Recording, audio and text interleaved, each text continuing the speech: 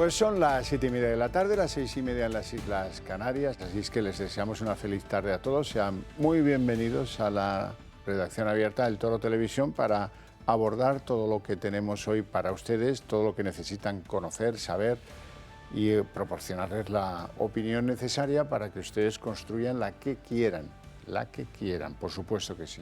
En libertad, ya saben cómo es esta casa. Bueno, empezamos por algo muy triste, algo pues muy duro. Es la noticia del envenenamiento de una serie de alumnas en centros públicos de enseñanza de Irán. Vamos a verlo.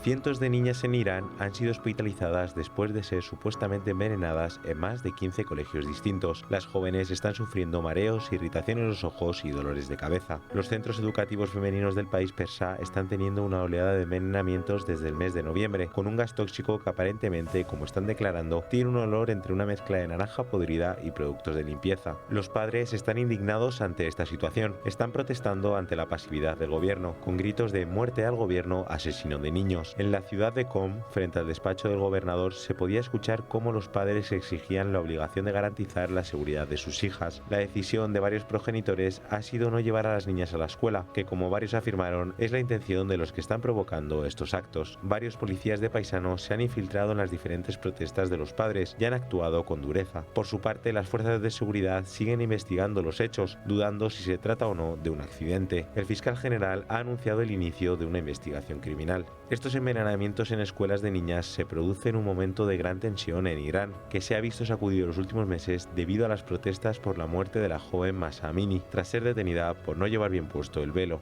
Muchas iraníes, en señal de protesta, se quitaron los velos e incluso los quemaron. Las declaraciones de distintos miembros del gobierno y exdirigentes son contradictorias. Parece ser que no hay una línea común. Unos defienden que se trata de un accidente y no tiene nada que ver con silenciar a las mujeres para que no vuelvan a producirse manifestaciones, y algunos incluso especulan que se trata de un intento de copiar la línea dura de los talibanes afganos, así como al grupo islámico Boko Haram en Nigeria. Las autoridades afirman estar trabajando para esclarecer los hechos. Se espera que lo hagan pronto y se acabe con estos actos.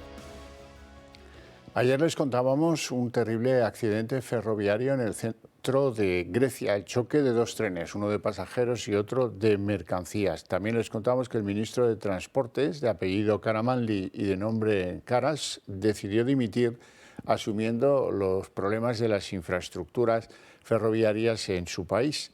Hoy, sin embargo, ha sido admitido un error humano como causa de esta catástrofe del jefe de la estación más próxima donde se produjo el choque de ambos trenes.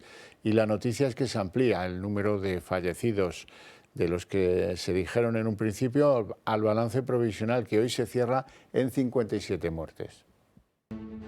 El choque entre el tren de pasajeros y el tren de carga en Grecia ya ha dejado más de 57 muertos y muchos heridos. Según los mandatarios griegos, aún hay personas desaparecidas. Las autoridades siguen con las tareas de búsqueda y rescate. Los primeros vagones quedaron completamente destruidos y, según el portavoz de la Brigada de Bomberos, tras el impacto hubo vagones que alcanzaron los 1300 grados y para poder identificar a los fallecidos ha sido necesario estudios genéticos. Varios familiares se acercaron al hospital para hacerse una prueba de ADN. Debido al trágico accidente, se produjo la dimisión del ministro de Transportes y la detención del jefe de la estación local de trenes, donde se ha producido el choque, y ha sido acusado de homicidio imprudente por negligencia. Afirma que no actuó mal y atribuye el accidente a un fallo técnico. Muchos de los pasajeros eran estudiantes que regresaban de Tesalónica después de un fin de semana celebrando la Cuaresma ortodoxa griega. Los ciudadanos griegos han tomado las calles para protestar por la colisión. Se han producido enfrentamientos con la policía en varias ciudades, tanto cerca del lugar de los hechos como enfrente de la sede de las empresas responsables del mantenimiento de los ferrocarriles. Desde hace años había quejas por el estado de la red ferroviaria y algunos se temían que esto podía pasar. Los miembros del sindicato ferroviario creen que los sistemas de seguridad no estaban funcionando correctamente.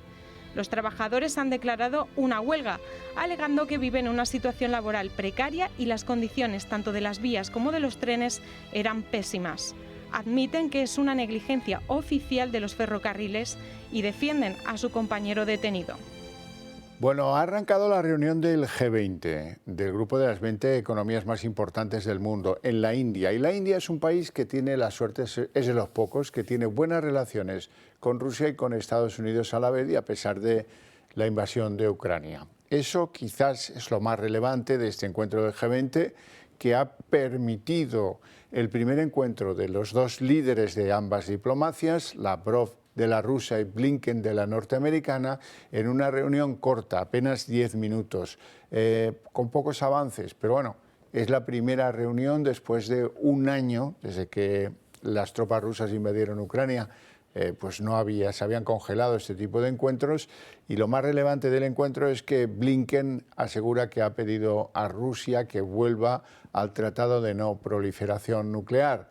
Lavrov ha sido menos comprensivo y dice que ya vale de decir que Rusia ha invadido Ucrania, que según él lo que hay que decir es que se trata de una operación militar especial. En fin, cosas de las diplomacias. Hemos querido, por nuestra parte, salir a las calles y preguntar a los españoles, a los ciudadanos tomados por las calles, si están de acuerdo o no con el envío de armas al conflicto ucraniano.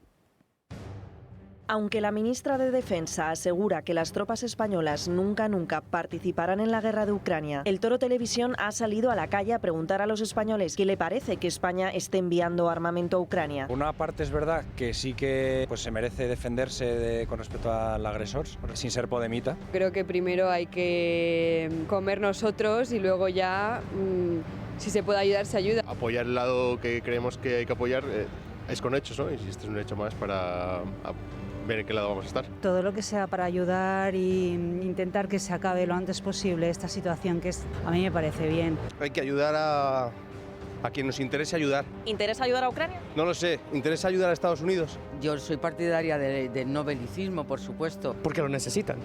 Y son hermanos. ¿Y si se planteara enviar tropas al país invadido por Rusia? No lo acabo de ver, no lo veo claro. Hombre, yo es que no estoy muy en posición de Ucrania en esta guerra. Dependerá un poco de lo que haga el resto de países. No me parecería mal. Son personas, es distinto. Preferiría que no, porque ya tuvimos la guerra de Irak. Esperemos a ver qué hacen los Estados Unidos. Y por último, ¿debería votar el Parlamento, sede de la soberanía nacional, el envío de las tropas españolas? Sí, eso está claro, sí, el Congreso. Pues sí, eso debería ser por votación. Creo que ralentizaría demasiado un apoyo que creo que es demasiado urgente en este momento. Entiendo que el Congreso siempre hace una valoración importante. Sí, sin duda.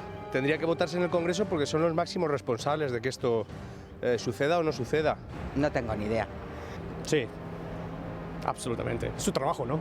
Su trabajo y su obligación, pues el envío de tropas españolas debería ser una decisión votada en la Cámara Baja al conllevar la participación directa de la nación española en un conflicto bélico. Bien, y ya centrados en lo que son las noticias de nuestro país, hoy vamos a empezar con un sector al que se lo debemos todo: los agricultores. Los agricultores-ganaderos. Hoy en Logroño ha tenido lugar una tractorada monumental. Más de 500 tractores se han concentrado en la capital de La Rioja para protestar. Protestan sobre todo, no solo, pero sobre todo porque los precios de lo que ellos venden a los mercados están por debajo de los costes de producirlos, y así su actividad es ruinosa. Bueno, para hablar de todo ello, vamos a establecer contacto con don Igor Fonseca, secretario general de ARAC Asaja. Muy buenas tardes y gracias por atendernos. Muy buenas tardes a vosotros. Bueno, la tractorada lo que viene a denunciar es algo que ustedes han venido diciendo a lo largo del tiempo, y es que sus costes han aumentado, pero los precios a los que ustedes venden unos productos a las cadenas de distribución pues siguen estando por debajo de sus costes, ¿no? Esto es así, y es algo común que esa guerra de Ucrania ha producido un incremento notable de los costes de producción en muchísimos sectores productivos y económicos del país. Lo que sucede es que, a diferencia de los demás, el sector primario no es capaz de repercutir ese incremento de costes en el precio final de venta de sus productos. Y esto está haciendo que muchos agricultores han pasado un año, desde el COVID, 2, 3, pero ya su rentabilidad se está llegando a situación límite y se está planteando la continuidad o no de esa explotación. Ya. Bueno, ¿y ustedes qué piensan cuando ven que 4 o 5 tomates te pueden costar 3 euros en un supermercado? Bueno, pues nos parece algo desproporcionado. Eso es síntoma que la ley de mejora de la cadena alimentaria, una ley que está pensada para proteger al eslabón más débil, al sector productor, no está funcionando como es debido. Por eso, una de las causas u objetivos de esta manifestación hoy en Logroño era llamar la atención a las administraciones competentes, que son en nuestro caso el Gobierno de La Rioja, pero también el Ministerio de Agricultura, a través de la AICA, para que controle y vele por su cumplimiento. Lo que no es normal, hemos denunciado esta mañana en Logroño, es que una región como La Rioja, donde solo en el sector del vino se producen cerca de 10.000 contratos anuales, simplemente la Consejería de Agricultura de nuestra región haya hecho solo 14 controles el año pasado. Ya. Bueno, además de eso está el efecto de la PAC, que también lo enreda todo. Efectivamente, por desgracia, hoy, o ayer mejor dicho, 1 de marzo, se ha estrenado la nueva PAC en nuestro país, una PAC que nace con menos presupuesto, que nace con muchos más requisitos desde el punto de vista ambientales, la mayoría de ellos, que lo que hacen es incrementar esos costes de producción y reducir la productividad de nuestras explotaciones. Es decir, estamos haciendo explotaciones con muchas más cargas y mucho menos rentables. ¿Y esto en qué afecta? ¿En qué repercute? Pues que cuando vamos a comprar como ciudadanos, como consumidores al supermercado, vemos productos que tienen un precio y tenemos otro tipo de productos que tienen un precio pues la mitad o más reducido si cabe. Unos son productos españoles, riojanos, europeos, producidos con marchamos de calidad altísimos desde el punto de vista no solo cualitativo, sino de bienestar animal, sanitarios, ambientales y también sociales. Y los otros son productos producidos en terceros países donde todos esos condicionantes no existen y no tienen nada que ver. Claro, en una situación como la que estamos viendo ahora, de una inflación desmesurada, de un incremento de coste para las familias, con la energía, con todo, pues lógicamente el ciudadano va a esos productos de terceros países minorando, si cabe, pues esa rentabilidad y esa capacidad que tiene de aguante el sector primario en nuestro país. Luego, además, hay daños colaterales, como suele decirse. Si hay una ley de bienestar animal que complica la vida al control pues, de las plagas que puedan suponer para los cultivos, pues, qué sé yo, los conejos, por ejemplo, eso lo terminan pagando ustedes. Efectivamente, además es una cuestión que no representa ningún tipo de problema presupuestario, que no tampoco se tiene que tomar en Bruselas, sino que son las administraciones regionales, en nuestro caso La Rioja, las competentes. Y aquí vamos ya muchos años denunciando que se ha ido de las manos la plaga de conejos, la plaga de jabalís, la plaga de corzos, la plaga de ciervos también, que están contagiando de tuberculosis a las explotaciones de vacuno de la Sierra de La Rioja. Y parece que la administración regional, en este caso Medio Ambiente, pues es ajena a esa situación, pone pequeños parches que para nada están resolviendo la situación y además, pues en lugar de poner una solución, lo que echa muchas veces es el problema encima de los agricultores, encima de los ganaderos y muchas veces también encima de los cazadores, que lo que están haciendo es colaborar para acabar con estas plagas. Dígame una cosa, ¿agricultores y ganaderos tienen la suerte de disfrutar ahora de un descuento del IVA cuando tienen que pasar por la gasolinera y comprar pues, gasoil?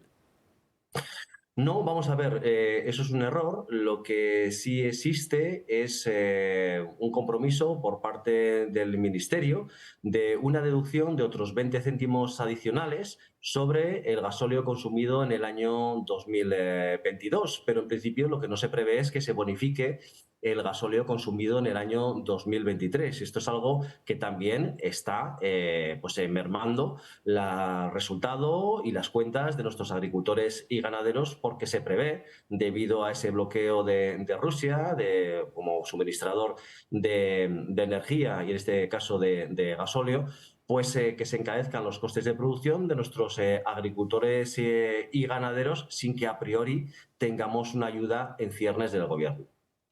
Don Igor Fonseca, secretario general de ARAC Asaja, muchísimas gracias por sus explicaciones y ya sabe usted que aunque lejos del campo, desde las ciudades estamos con esas reivindicaciones y las entendemos perfectísimamente. Pues muchísimas gracias, desde luego es todo un placer escuchar esas palabras porque el sector se siente reconfortado y es muy importante el apoyo de la sociedad. Muchas gracias. Bueno, pues de los problemas que tiene el campo, les quiero hablar, y ya saben que estoy empecinado en esto, en convertir el problema de la droga en un problema de los políticos de este país, de los partidos de este país, porque la droga, sepanlo, destroza cientos de miles de familias españolas cada año.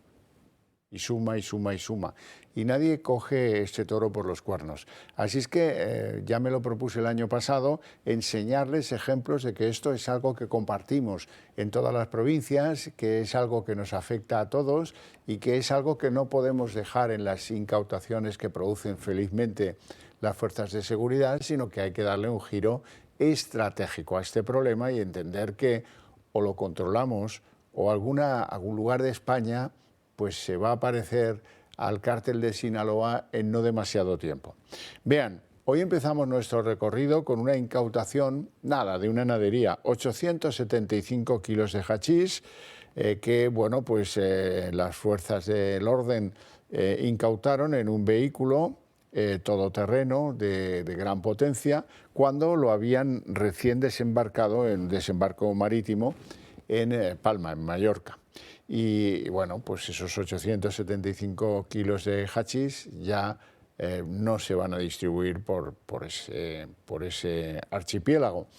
Y de Palma de Mallorca nos vamos a ir a Murcia. Quiero que vean cómo han desmantelado lo que llaman plantaciones indoor. Indoor significa que están bajo techo o en algún techo protegido dentro de alguna propiedad. Se trata de un clan familiar que tenía 2 plantaciones, en este caso de marihuana, y que aquí se han producido o se conocen quiénes son los detenidos, porque era un clan familiar y con edades comprendidas entre los 38 y los 55 años. O sea que, como ven, esto es un problema en cualquier lugar de España y en cualquier rango de edad. Vamos a hacer una pausa de publicidad y volvemos en apenas unos minutos.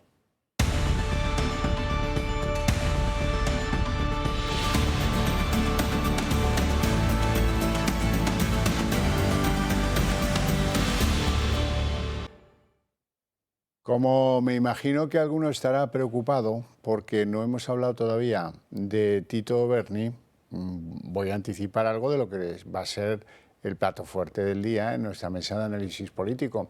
Es algo que publica OK Diario y que le refiere a OK Diario nada más y nada menos que el propio mediador Antonio Navarro Tacoronte. ¿Y qué le refiere? Pues algunos de los que, según él, estaban sentados a la mesa de Tito Berni en el famoso restaurante Ramsés. Digo famoso porque ya se ha hecho muy popular, ya conocemos incluso lo caro que es. Bueno, llamativo, todos lo niegan, todos los que salen en esa lista amenazan con el fuego del infierno. Llamativo, Indalecio Gutiérrez Salinas, es diputado por Almería, niega que él no estuvo y que se va a querellar con quien lo diga, etcétera, pero es que quien lo dice es el mediador, quien lo dice es el hombre que ha puesto este caso en solfa. Y bueno, pues ya veremos en qué queda la cosa, pero me parece que alguna prueba debe tener de la participación de algunos. Todavía más llamativo que lo de Indalecio Gutiérrez Salinas es absolutamente extraordinario que estuviera en esta especie de colegueo de Tito Berni con algunos que tuvieron, como él dice, catering aparte y que luego pues terminaron en una sala, en fin, de esas que se dedican a cosas así prohibidas, que se llama Sombra o Sombras. Estaba, no sé si en todo o en parte de la sesión, por lo menos en la comilona, la secretaria de Igualdad del Partido Socialista, que es una mujer con bastante futuro porque es una fanática de los temas de igualdad, y resulta que verla ahí, Andrea Fernández se llama, verla ahí ha llamado mucho la atención. Ya veremos en qué queda. Esto es el entremés, luego iremos a desgranar las novedades que hoy nos trae el caso de Tito Berni. La principal amenaza que tiene ahora Pedro Sánchez, desde luego.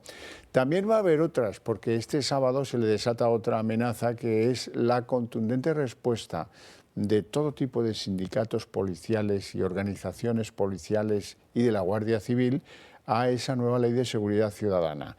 Todos van a salir a la calle el próximo sábado, el día 4, a las 12 en Neptuno y están muy convencidos de que le pueden doblar la mano al gobierno. La reforma de la Ley de Seguridad Ciudadana avanza hacia su aprobación con el impulso del Partido Socialista, Podemos, Esquerra Republicana y el Partido Nacionalista Vasco. La modificación que plantean estos partidos es rechazada por las fuerzas y cuerpos de seguridad del Estado, que denuncian que la ley deja en la más absoluta indefensión a los agentes y, por lo tanto, también a los ciudadanos. Este sábado a las 12 de la mañana tendrá lugar una manifestación convocada por la plataforma Jusapol contra la reforma en la Plaza de Neptuno de Madrid. Veamos los aspectos más lesivos de esta ley. Primero, desaparece la presunción de veracidad de los agentes de la autoridad. El testimonio sobre los hechos del policía estará a la misma altura que el del delincuente. Segundo, las fuerzas y cuerpos de seguridad del Estado no contarán con el material antidisturbios adecuado para hacer frente a los grupos violentos. Previsiblemente se prohibirá el uso de las bolas de goma. Tercero, los agentes tampoco podrán realizar registros corporales. Cuarto, el agente tendrá que devolver al punto de detención al individuo que haya sido identificado como si fuera un chofer o un taxista. Quinto, las manifestaciones sin permiso y sin comunicación previa, que siguen siendo consideradas infracción leve, no serán disueltas por la policía en aras del ejercicio de la libertad de reunión y manifestación, según los impulsores. Sexto, se permitirá grabar a la policía y difundir el vídeo, lo que posibilita que se descontextualicen las acciones de los agentes con el fin de criminalizarles. Séptimo, se establecen multas según los ingresos del multado, lo cual dota de impunidad a las personas con menores ingresos, un ataque contra la igualdad de todos los españoles ante la ley. Octavo, despenalización de la resistencia pasiva, es decir, se podrá bloquear el tráfico de una calle impunemente. Noveno, la ley despenaliza las faltas de respeto y la desobediencia a los agentes. Décimo y último, la ley prohíbe el rechazo en frontera de inmigrantes ilegales, es decir, todo aquel inmigrante ilegal que intente cruzar deberá ser acogido de primeras. Más adelante se tratará su posible devolución. Quizá el gobierno y sus socios están preparando el terreno para incendiar las calles ante la posible derrota en los comicios de mayo y de noviembre. Y tengo que contaros una noticia que tiene que ver con el Grupo Fuertes, el Grupo Alimentario Fuertes. Barceló Hotel Group ha firmado una alianza estratégica con Grupo Fuertes para la gestión de su división hotelera en Murcia y Alicante. El acuerdo incluye la gestión de 6 hoteles con más de 600 habitaciones que son propiedad del Grupo Fuertes y que están ubicados en la región de Murcia y en la provincia de Alicante. Barceló Hotel Group está presente en Murcia desde 2017 y se convierte con este acuerdo en la cadena hotelera con mayor presencia en la región, confirmando así su apuesta estratégica por la expansión de la compañía en la costa mediterránea. La división hotelera de Grupo Fuertes está compuesta por 4 establecimientos en la región de Murcia y 2 en la provincia de Alicante. En total, 6 hoteles, como les hemos dicho, con más de 600 habitaciones. En la ciudad de Murcia, donde Barceló Hotel Group operaba un hotel desde 2017, la cadena hotelera asume la gestión de los hoteles Agalia y Azarbe, así como del Hotel Arco de San Juan, adquirido en abril del año pasado por la compañía murciana y que reabrirá sus puertas en 2025, convertido en un hotel de 5 estrellas tras un ambicioso proyecto de rehabilitación. Bien, y vamos con uno de los temas fuertes del día, son los datos que han aparecido del paro. ¿Qué se puede interpretar de esos datos? Pues que es el segundo mes del año, segundo mes con aumento del paro, aunque no ha sido tan fuerte como el mes de enero, han sido solo 2.618 personas, pero el paro está repuntando. Vean el siguiente trabajo. El número de desempleados sube en 2.618 personas en febrero, hasta los 2.911.015 parados. El Ministerio de Trabajo señala que el aumento está por debajo de la media de este mes y que refleja una tendencia de estabilidad en el mercado laboral. Suman el paro masculino y el femenino y también el segmento de los menores de 25 años. Por sectores, el paro bajó en servicios, industria y construcción, aumentó en agricultura y sobre todo en el colectivo sin empleo anterior. Por zonas, el paro subió en 8 comunidades, en mayor medida en Madrid, Canarias, Murcia y Andalucía. Bajó en 9 comunidades, más en la Comunidad Valenciana, Castilla y León y Castilla-La Mancha. En afiliación, la Seguridad Social sumó 88.918 cotizantes en el sistema en el mes de febrero.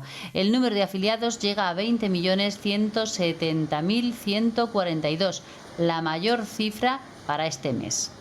Los mayores aumentos se dieron en educación, hostelería y construcción. Cayó el empleo en comercio, actividades sanitarias y sistema agrario. Desde el Ministerio de Inclusión destacan que en febrero el porcentaje de los contratos temporales marcó un mínimo del 14% de los afiliados. Quiero comentar estos datos con don José Luis Fernández Santillana, que es jefe de análisis y estudios del sindicato USO. Muy buenas tardes, don José Luis, y gracias por atendernos. Hola, buenas tardes. Voy a empezar haciéndole una pregunta capciosa. Dice el Gobierno que en el mes de febrero se han registrado 493.200 contratos de trabajo, casi medio millón. Bueno, y en esas tenemos que, a pesar de registrarse esos contratos indefinidos, pues sube el paro y además pues la seguridad social se incrementa 5 veces menos que el número de contratos indefinidos. ¿Cómo es posible todo eso y a la vez? Bueno, porque yo creo que en el Ministerio, tanto de la Seguridad Social como el Ministerio de Trabajo, tiene una varita mágica donde los números crecen, pero las personas no se encuentran, ¿no? Y entonces, este es un drama, ¿no?, que tenemos en este país. Es decir, ¿cómo es posible? Y esa es la pregunta del millón, ¿no? Que haciéndose casi medio millón de contratos indefinidos, el paro suba, en la Seguridad Social suba solo el 88.000, es decir, 5 veces menos, pero lo más curioso es que cuando uno profundiza un poquito más en los datos que da el Servicio Público de Empleo, personas que han sido objeto de un contrato indefinido en este mes de febrero, que estamos analizando, son 468.000. Oiga, primero, hay personas que han hecho más de un contrato indefinido. Pero segundo, oiga, si hay 400.000 personas, 468.000 personas, números redondos, que se les ha hecho un contrato indefinido en este mes, ¿dónde están? ¿Dónde están? ¿O es que se les hace el contrato y al día siguiente se deshace? Claro, es que estamos pasando una situación donde el tener un contrato indefinido no implica tener continuidad en el empleo, no implica tener continuidad en la cotización en la seguridad social, no implica tener un salario que te permite llegar a fin de mes. Se está generando pluriempleo. Hay otro dato muy curioso que a veces, cuando el Ministerio nos habla del número tan ingente de contratos indefinidos que se han realizado, la letra pequeña solían emplear, oiga, sí, parte son transformaciones de temporales e indefinidos, es decir, no es gente nueva que se incorpore, sino que cambia, digamos, su estatus. Pero oiga, es que las conversiones de contratos temporales e indefinidos han caído este mes también. Luego, al final, yo creo que estamos con un efecto maquillaje, un efecto que se están utilizando contratos indefinidos como si fuesen temporales, porque mire usted, despedir al cabo de 5 días de trabajo, de 6 días de trabajo, cuesta 30 euros, con un salario de los corrientes en España en torno a los 1.300, 1.400 euros, 33 días por año de trabajo 5 días, pues cuente usted, ¿no? Es decir, 30 euros, es decir, casi lo mismo o más barato que la penalización que hay que pagar a la Seguridad Social por tener un contrato de corta duración, un contrato temporal de corta duración. No compensa. Bueno, vamos a ver los números, tal como ustedes en uso los analizan. Nosotros seguimos aquí con un gráfico que enseñamos todos los meses para que nadie se llame a engaños. La cifra oficial de desempleados, dice el Gobierno, 2.911.000. Hay dos colectivos, dos grupos humanos que, a pesar de estar en el paro, a pesar de querer trabajar, a pesar de haberse registrado como demandantes de empleo, pues en el primer caso, porque están haciendo cursos de formación, hay 205.000 que están siendo escamoteados del número total de desempleados. Y en segundo lugar, los 307.000 que han pedido una reincorporación, un trabajo nuevo, porque se han quedado en el paro, son parados, no tengan dudas sobre esto. Pero, hombre, piden que su disposición sea limitada, que no sea el típico trabajo de 8 horas. 307.000, estos también van al limbo de los justos. Y si hacemos bien la suma, lo que demuestra esto es que estamos en 3.423.000 desempleados. Bueno, esto es otra de las trampas que venimos denunciando, a ver si se les cae la cara de vergüenza. Y luego está la tercera de las trampas, don José Luis, los fijos discontinuos, que usted siempre saca el caso de Baleares, que es muy significativo. es muy significativo, ¿no? Es decir, los trabajadores, hay más personas cobrando el desempleo en Baleares que parados registrados, ¿no? Entonces, bueno, el dato además, pero alarmantemente el número es grueso, ¿eh? Lo tenía por aquí apuntado, mire, se lo voy a decir. Sí, yo lo tengo aquí. Son 89.665 parados, o sea, desempleados cobrando prestación, mientras que los que aparecen como parados registrados son 42.420. Oiga, es que ¿qué diferencia existe? A mí me tiene que explicar alguien semánticamente o con un estudio filosófico de gran profundidad qué diferencia hay entre un parado registrado y un desempleado que está inscrito en el Servicio Público de Empleo y que está cobrando una prestación por desempleo. Pues hombre, a mí me parece que si queremos hacernos trampas en el solitario podemos hacerlo, ¿no? Baleares es el paradigma de los fijos discontinuos y yo creo que hay un uso correcto de ese tipo de contratación porque son contratos de temporada y todos sabemos que en esta época del fresquito en Baleares y además con la que están cayendo durante estos días ahí además, pues hombre, la actividad económica no es que florezca y por tanto mucha gente se va al desempleo, no pasa nada y sabe que cuando empiece la temporada media y luego la alta van a estar a tope, es decir, van a trabajar 8 o 9 meses, 7, 8, 9, 10 meses y ya está, eso se sabe toda la vida en Baleares, es así, bueno, no pasa nada. Pero lo que no me vale es que usted está haciendo contratos fijos discontinuos. Mire, hemos ganado una sentencia hace poco en la USO, donde alguna patronal quería que los profesores de centros privados de enseñanza hacerles contratos también de fijos discontinuos, porque como en el verano no hay clase, pues hombre, ha dicho ya los jueces que no cuela. Entonces me parece que este tipo de actuaciones, cuando lo que se está es bordeando la ley o se está al filo de un incumplimiento legal, me parece que el Ministerio tendría que actuar, porque aquí puede haber grandes bolsas de fraude, ¿no? Sin duda. ¿Cómo va la afiliación a la Seguridad Social? ¿Ha sido un mes también negativo? No, bueno, digamos, el número de afiliados medios, al final la Seguridad Social se ha incrementado en algo más de 88.000 personas.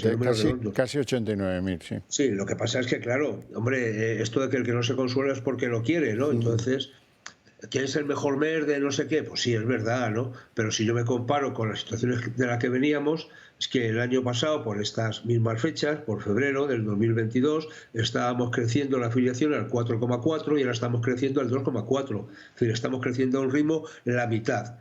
Lo que está produciendo es una desaceleración del incremento, es una desaceleración del empleo que se está creando. Con independencia, y lo estamos hablando del tipo de empleo. Es decir, porque, como os decía antes, oiga, si se hacen más contratos indefinidos que personas se contrata, pues eso quiere decir que estamos proliferando con el pluriempleo. Se están haciendo contratos de muy corta duración. Mire, más de la mitad, pero menos de la mitad, como queramos verlo, menos de la mitad de los contratos indefinidos que se han realizado no computan una jornada completa de trabajo. Y esto es un drama, es decir, si la gente trabaja de manera teóricamente indefinida, pero hace una jornada que es inferior a la jornada completa, su retribución va a ser inferior a la completa, su cotización va a ser inferior y su pensión será inferior. Oiga, si no hay quien viva, por no hablar de la carestía de los precios. Entonces, me parece que esto es una cosa tremenda. ¿Alguien detecta algún impacto por el aumento del salario mínimo interprofesional en la contratación, por ejemplo, de los jóvenes? No lo sé, ni lo hemos medido todavía, ¿no? Es decir, esto es muy reciente, el salario mínimo como tal se aprobó hace menos de un mes. Yo creo que objetivamente la subida del salario mínimo no perjudica o no destruye empleo, por decir un término más claro todavía. Puede en algunos supuestos dificultar en algunos sectores algún tipo de contratación. Claro, no es lo mismo ser un joven sin cualificación, ser un joven que no tiene unas grandes competencias profesionales, que ser un joven con una titulación universitaria o un experto en sistemas informáticos. Es decir, no tiene ni color, ¿no? Con lo cual, hombre, no nos olvidemos que al final gente a la que afecta el salario mínimo está en torno a 2,3 millones de personas. Entonces no es para tanto, ¿no? El problema es lo que incide la subida del salario mínimo en el resto de categorías profesionales.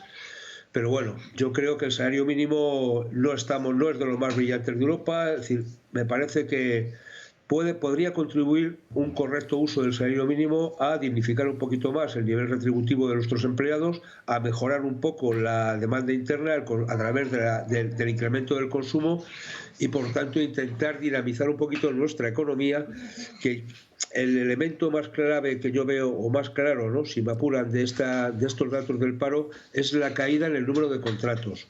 Oiga, que los contratos se han caído un 24% es una barbaridad. Pero eso es lo que nos quiere decir que estamos además comparando ya situaciones de reforma laboral con reforma laboral. Es decir, ya en febrero del año pasado ya estaba la reforma laboral y ahora estamos igual.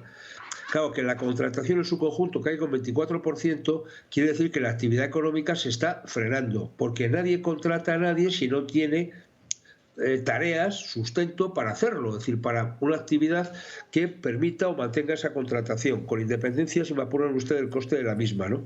Entonces, me parece que este es el auténtico drama, ¿no? Es decir, estos crecimientos del PIB tan ridículos que hemos estado teniendo en el último trimestre del año, y vamos a ver qué nos espera este primer trimestre del 2023, hombre, pues van a afectar directamente al crecimiento del empleo y van a afectar directamente, lógicamente, al bienestar y lo que estamos, y me da mucha pena decirlo, ¿no? Pero estamos llevando a mucha gente a situaciones, si no de pobreza absoluta, pero sí de pobreza relativa, ¿no? Sí, sí. Don José Luis, quiero, y es mi última consideración que le propongo en el día de hoy, quiero que veamos juntos unos datos de FEDEA. Según estos datos de FEDEA, desde septiembre, lo que ellos llaman el paro efectivo, esto es la suma del paro que han registrado en las oficinas del SEPE y los demandantes de empleo con relación laboral, han crecido en 315.000 personas, mientras que el paro registrado ha caído en 34.000, lo cual es absolutamente llamativo, ¿no? Sí, bueno, es que, bueno, yo creo que aquí hay un tema que habitualmente no nos paramos mucho a mirar, porque vamos un poco más a, digamos, al trazo grueso, ¿no? Es decir, las dos grandes columnas, digamos, del SEPE es los demandantes de empleo, aquella gente que entra porque quiere un empleo, y la otra gran columna es, dentro de todos ellos, aquellos que quieren un trabajo aunque puedan estar trabajando. Es decir, aquellos que se llaman demandantes de empleo ocupados. Claro, esos son los que han crecido exponencialmente, ¿no? En ese número que está indicando FEDEA. Con la situación de paro que tenemos, hombre, que la gente que tiene trabajo se vaya a apuntar al Servicio Público de Empleo para buscar un trabajo mejor, hombre, pues nos indica dos cosas, ¿no? O que trabaja muy poquito, es decir, porque tiene una jornada de trabajo muy reducida, o tiene un trabajo muy malo, muy mal remunerado y está buscando algo mejor, ¿no? Pero bueno, en cualquier caso, ahí se incluyen estos fijos discontinuos de los que estamos hablando continuamente. Es decir, como demandantes de empleo ocupados se están incluyendo, siempre ha sido así, es verdad, cuando la ministra dice es que siempre se ha hecho así, es verdad, siempre se ha hecho así, pero no en el volumen que teníamos ahora. Claro. Es decir, este es el drama. Es decir, oiga, cuando la contratación de fijos discontinuos se ha disparado, y son los que mayoritariamente se están haciendo ahora mismo la contratación, es decir, uno ve la evolución de los contratos de fijos discontinuos y es que triplican, ¿no?, el número de contratos indefinidos a tiempo completo y, por supuesto, a tiempo parcial. Entonces, este es el drama, es decir, si la media que se está produciendo ahí de que no están en cese de actividad, pues está todos los meses en torno a 20, 25.000, pues tiene usted la cuenta, ¿no?, de lo que le sale al cabo del año. Pues 20 por 12 ya son, ahí tiene usted los 240.000, 250.000 o los 300.000 si me apuran, ¿no? Es decir, en ese entorno estamos en un año de fijos discontinuos que no están computando como parados, pero que de alguna manera en un momento de su trayectoria lo están, ¿no? Y si no, que se lo pregunten, insisto, a los de Baleares, ¿no? Que están Está parados, claro. pero están cobrando el desempleo, ¿no? Con lo cual, ahora bien, ya me dirán si están parados o no.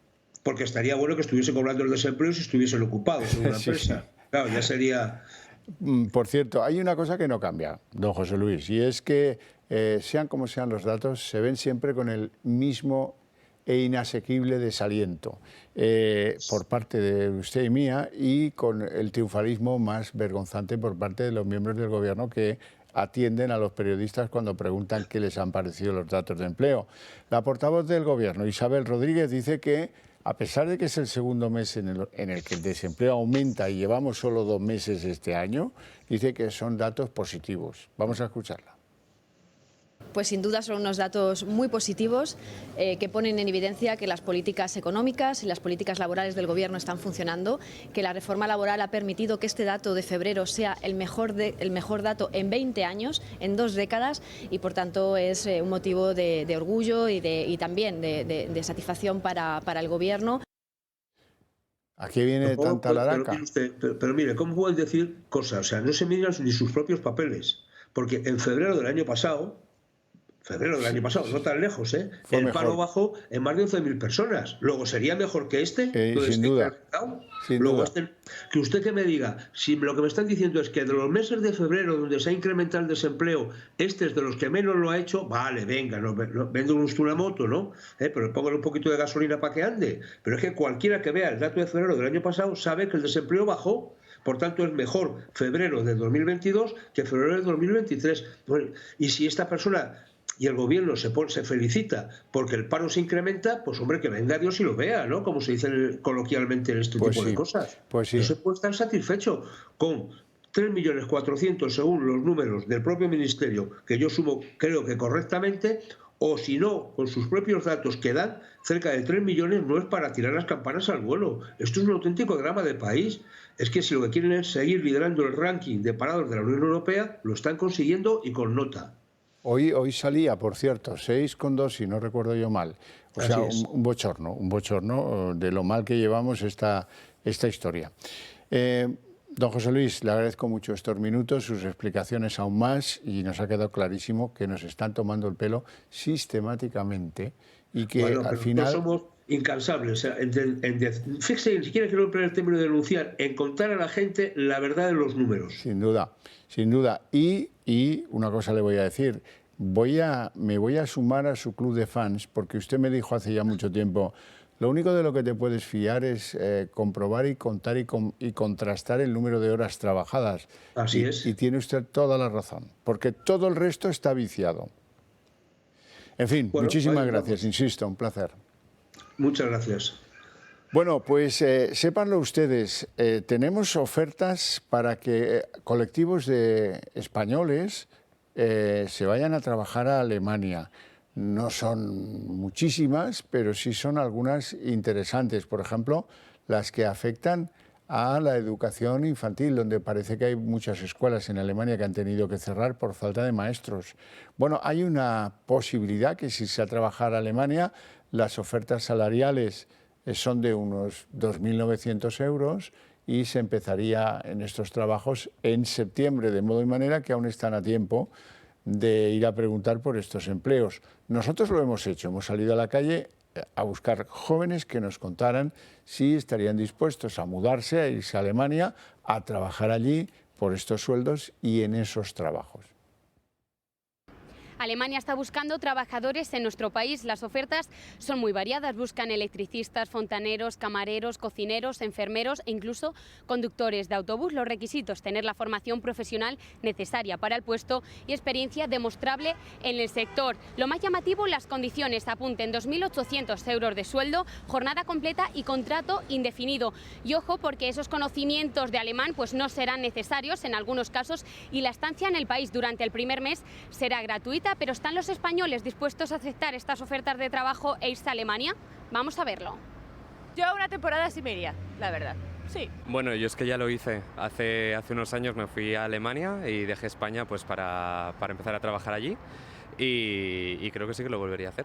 Al final el coste de vida es similar, el precio del piso, de la comida y todo es igual que en Madrid, pero efectivamente pues las condiciones son mucho mejores, los sueldos están mucho mejor.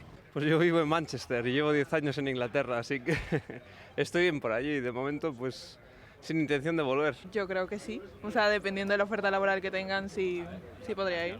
Considerando cómo está la situación actualmente en España, yo según con qué tipo de ingresos que obtengo ahora en España o los que puedo obtener en Alemania, con 2.800, 2.700 euros, yo me plantearía igual mudarme. Yo creo que no me iría, pero por situación personal, porque tengo mi vida aquí, pero entiendo que mucha gente haga balance y diga lo que me cuesta la vivienda allí, lo que me cuesta la vivienda aquí, qué gano allí y qué gano aquí, porque al final pues todo el mundo busca un poco hacer su vida, sea donde sea, aquí o allí, así que entiendo que mucha gente pueda parecerle atractivo irse. Yo creo que en España vivimos muy bien, tenemos un clima muy bueno, tenemos una situación de vida social muy buena, pero el trabajo está como está y yo creo que podría ser una buena opción mudarme, no lo descarto. Bueno, llega ese momento en el que yo les recuerdo la conveniencia mutua de que ustedes se acerquen al Club de Amigos del Toro Televisión. ¿Por qué? Bueno, pues porque creemos sinceramente que necesitan un medio de comunicación que cuente las cosas como son, que no pase de largo por algunos asuntos que consideramos esenciales para que juntos nos dotemos de una opinión pública que no sea engañada, sobre todo fundamentalmente que no sea engañada. Y como además sabemos que los que nos veis compartís con nosotros sentimientos, valores y ideas como la necesidad de defender la unidad de España o la transición que hicimos en este país o las libertades públicas, pues por eso os decimos, ayudadnos a crecer, a ser más fuertes, que será la mejor manera que tenéis de defender esas ideas y valores que compartimos. ¿Esto exige qué cosas? Pues una muy pequeña. Pagar una pequeña suscripción como se hace cuando uno se suscribe a un medio de comunicación. Muy poquito dinero, créanme. Así es que no sé qué esperan, porque esto es urgente. Cuanto antes dispongamos de ese medio portavoz influyente y poderoso, mucho mejor para todos. Además, en el Club de Amigos tengo que contarles que cada día lanzan propuestas. Hay una propuesta para que ustedes regalen los relojes manuales. Bueno, son, como ven, muy bonitos. Hay un ejemplar para hombre y otro para mujer distintos.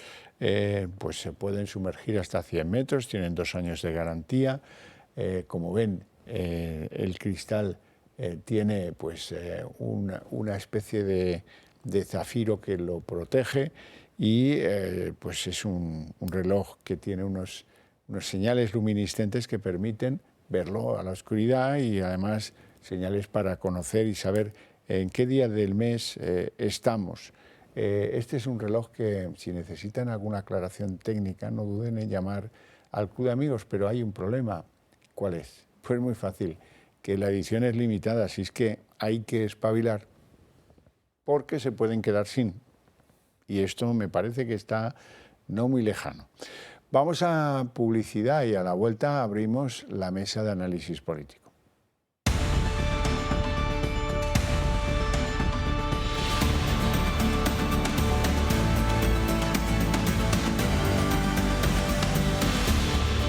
Son las 8:21 jóvenes minutos, momento en el que abrimos la mesa de análisis político. Ya me acompaña aquí don Ricardo Gómez. ¿Cómo estamos? Muy bien, buenas tardes. Usted que es analista estratégico, ¿cómo ha visto lo de Ferrovial? Se habrá divertido de lo lindo, ¿no? Nos estamos divirtiendo, ¿no? Yo creo que la cosa va a más, ¿no? Estamos viendo hoy una escalada de declaraciones, Xavi, sobre la reacción especialmente del Gobierno, ¿no? En relación a esta decisión que se anunció ayer o antes de ayer de la dirección de Ferrovial, y hoy ya el ataque más frontal es precisamente contra el presidente, contra Rafael del Pino, pues con insinuaciones en relación a, bueno, pues a la posibilidad de que una parte de esa decisión tenga una motivación personal en relación a la cuestión famosa del impuesto nuevo, ¿no? A las altas fortunas y a los patrimonios, ¿no?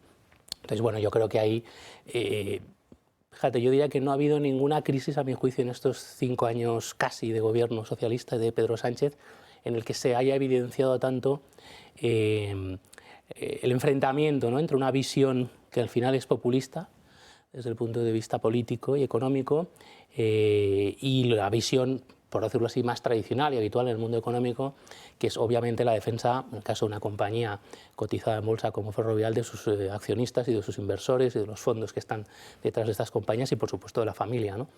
Entonces yo creo que el relato de los de arriba y los de abajo se impone y hemos visto pues nada menos que a una vicepresidenta como Nadia Calviño desde este verano pasado, cuando empezó, recordarás que hablábamos de ello aquí en el programa, pues el aluvión de críticas a las empresas, a Feijóo, a la derecha mediática, económica, política. Pues hemos visto una evolución de Nadia Calviño, que era la única persona de ese gobierno que el mundo empresarial en España de alguna forma escuchaba y reconocía como un interlocutor válido, pasar o derivar o tener una especie de deriva, ¿no? Hacia posiciones y declaraciones que a mí no me parece que sean muy diferentes de las de Podemos, ¿no? Hoy son brutales. Sí. Si se marchan, tendrán que devolver las ayudas públicas recibidas. 1. 2. Viven gracias al dinero de los españoles de unos contratos para producir obra pública. Oiga, que eso exige un concurso, ¿sabe usted?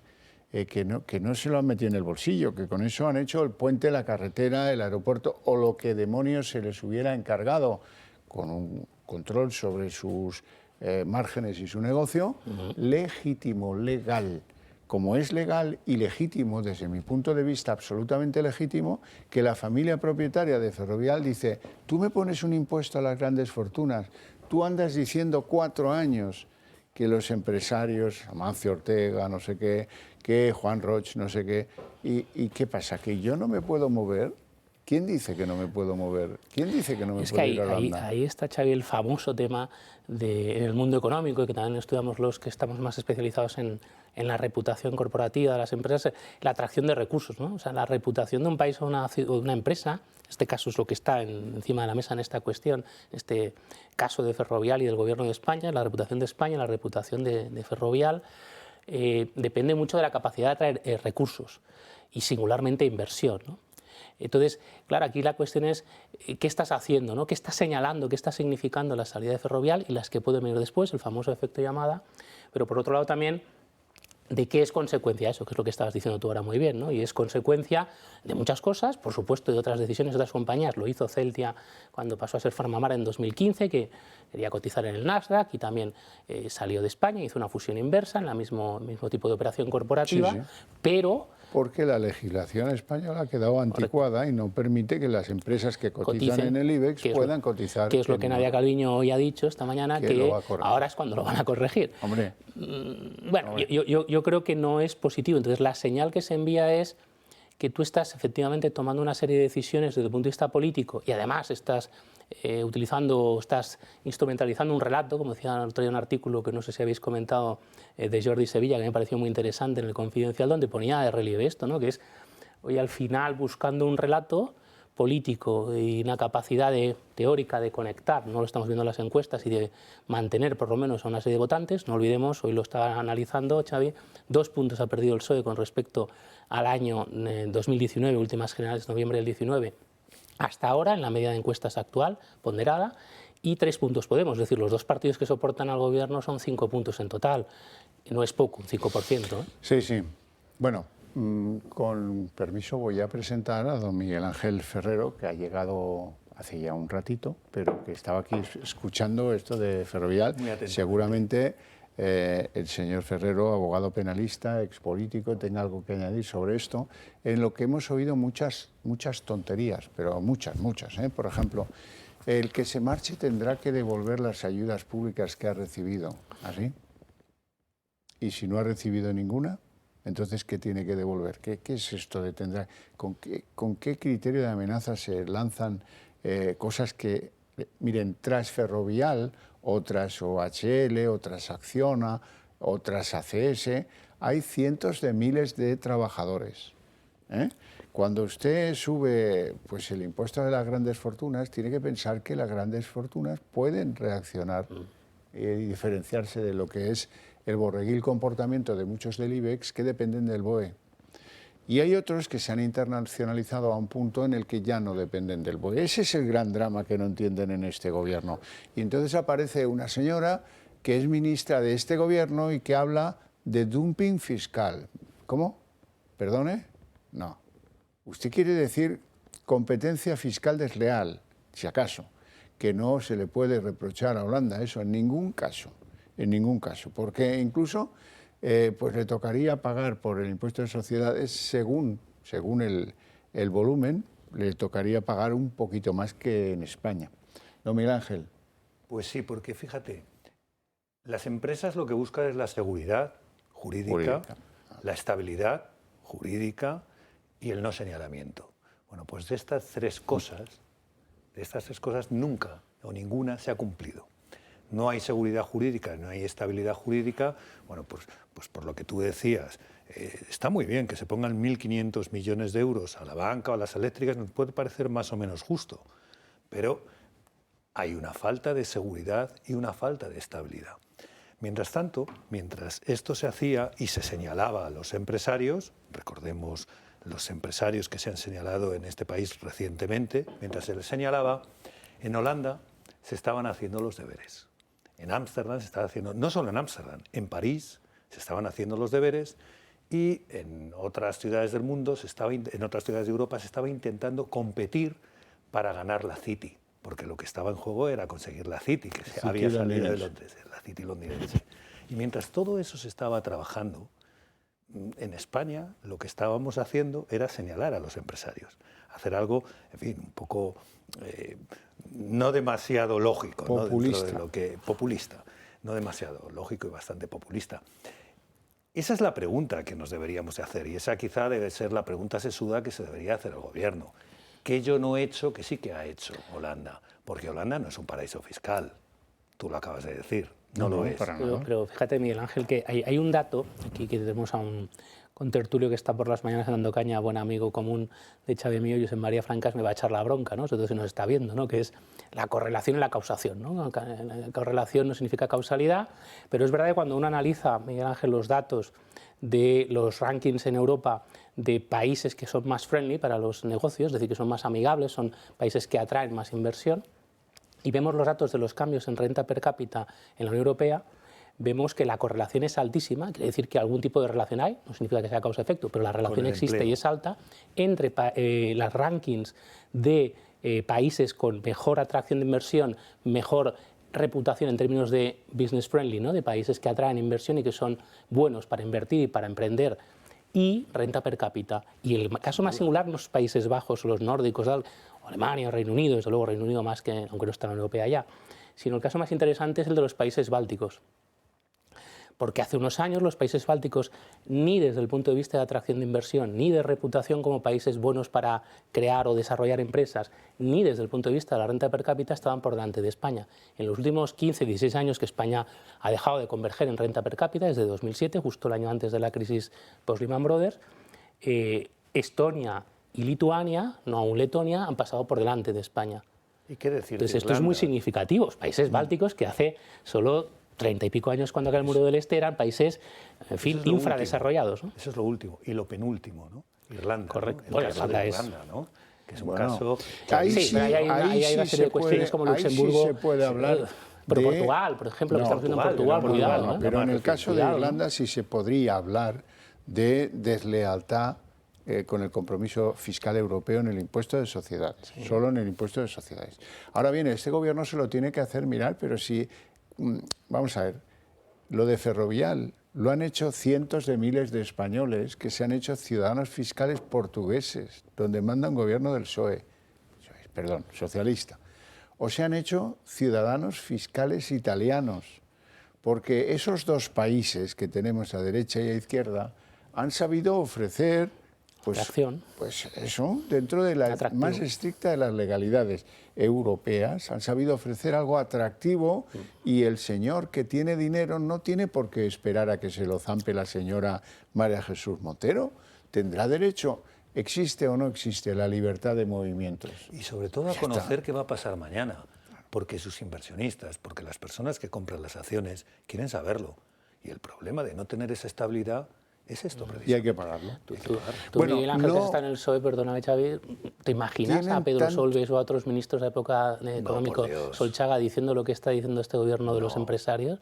Yo es que cuando hablo con amigos socialdemócratas de esa época, y que lo siguen siendo hoy en día, ¿no? Como imagino que es tu caso, yo creo que alucinan, ¿no? Porque me dicen es increíble, o sea, están como desubicados diciendo, oye, eso que pones tú en tu Twitter, pues ¿no? Que estás ahí en medio camino entre lo de vuestros amigos socialdemócratas, de Petit y no sé qué más. Yo también tengo alguno. A lo mejor resulta que esos amigos socialdemócratas no han hecho sus deberes en los últimos 10 años. Seguro. Bien. Vamos al tema del día, que es, como sabéis, el tema del Tito Berni. El Tito Berni hoy arroja algunas sutiles novedades. Por ejemplo, volvamos a enseñarlo. Antes se lo enseñé como entremés.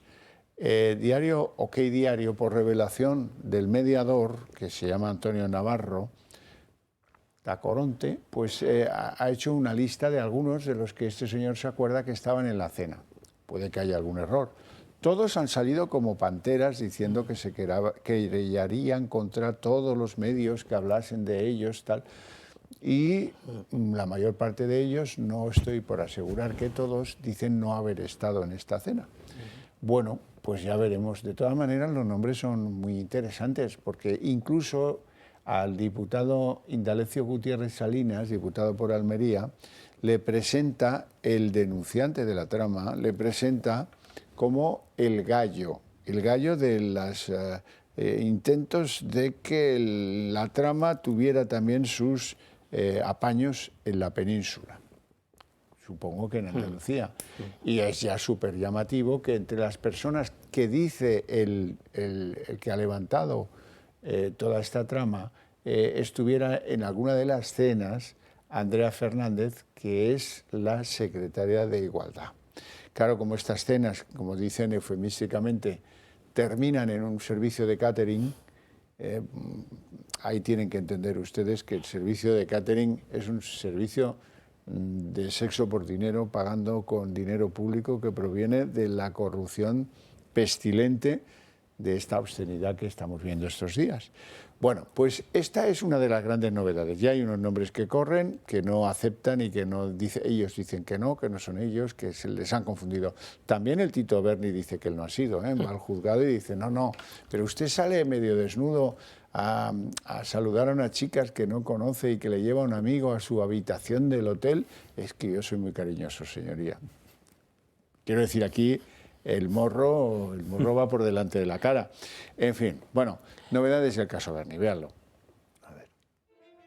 El caso mediador sigue revolviendo al gobierno. El exdiputado socialista Juan Bernardo Fuentes Curbelo, que reconoce que una de sus empresas se benefició de subvenciones de los fondos europeos, niega ahora las mordidas y sobornos a los empresarios. ¿No ha utilizado usted su condición de director general de ganadería y luego de diputado para favorecer el ámbito de sus empresas? Nunca. Usted, que no pide absolutamente nada, según ha venido manifestando, el 11 de marzo de 2021, también habla usted de nuevo con Navarro Tacoronte, y es usted quien solicita que consiga un nuevo ingreso de 7.500 euros. ¿A qué obedece esta solicitud? Eso no lo recuerdo. Y justifica ante el juez que eran habituales las visitas de los empresarios al Congreso, unas que, según el auto, terminaban posteriormente en fiestas con prostitutas y cenas en plena pandemia como la de Ramsés. El sumario del conocido como caso del Tito Berni incorpora las facturas de las comidas y fiestas de la trama que pagó precisamente el diputado del PSOE. Copas, mariscadas, carnes de primera e incluso el pago de una noche en el Club Sombras, un conocido burdel de Madrid que pagó el socialista el mismo día que su grupo en el Congreso condenaba la prostitución. El mediador de la trama, Navarro Tacoronte, señala ahora un nuevo implicado. Indalecio Salinas, que es diputado por Almería. Sí, era uno de los gallos del corral. Era como que quería llevar la voz cantante. Indalecio Gutiérrez Salinas, diputado también del PSOE, era uno de los que se encargaba de poner en contacto a las empresas con el cabecilla de la trama. Incluso, insiste, participó de las orgías con mujeres pagadas por las compañías que estaban ligados al Tito Berni. Ahora la Guardia Civil ha ampliado la investigación a otros cargos del Partido Socialista, como el exdirector general del Servicio Canario de Salud, Conrado Domínguez, quien además dimitió el pasado noviembre tras verse implicado en el caso de las mascarillas. Pero los investigadores de la trama también han incorporado a la pieza el hallazgo de más de 60.000 euros en efectivo en el domicilio del general encarcelado Espinosa Navas, 5.000 de ellos escondidos en una caja de zapatos. La hipocresía respecto de la prostitución y todos estos datos de cachondeo que recuerdan los seres, etcétera, etcétera, ¿esto lo pagan en elecciones? Se paga siempre y cuando hay otro factor importante en el contexto político, Xavi, que es la crisis económica. Bueno, claro. Si nosotros vemos, quiero decir que en España lo que hemos visto en muchos países latinos, de cultura latina, es que la corrupción per se, tanto en el ámbito nacional como en ámbitos regionales o locales, no se suele pagar solo esa cuestión. Ahora, el tema es que cuando se une a una situación en la que los ciudadanos, la mayoría de ciudadanos, están viviendo pues, unas dificultades económicas, como ocurrió ahora que veíamos las imágenes de las prostitutas o de toda esa historia de este caso, pues hay gente que dice que le recuerda la historia también con la Guardia Civil, desgraciadamente por medio, que es la historia de Luis Roldán, ¿no? Año 95, 94, 95, España está en una situación difícil, económica, de otra forma a la actual, pero por circunstancias diferentes, pero lo estaba.